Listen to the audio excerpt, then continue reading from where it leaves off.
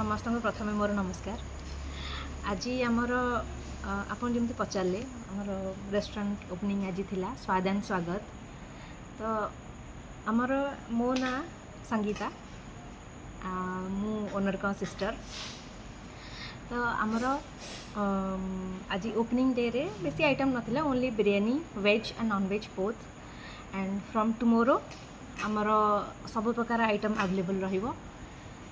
Mainly आमे एठी focus करिछु youth मानक ऊपर, जेहेतु एठी बहुत सारा स्कूल अच्छी, तेणु बहुत यूथ छोट पिला plus young generation and family समस्त को नजरिया को लेकिन आमे तांको अनुसार गोटे मेनू गोटे फिक्स करिछु।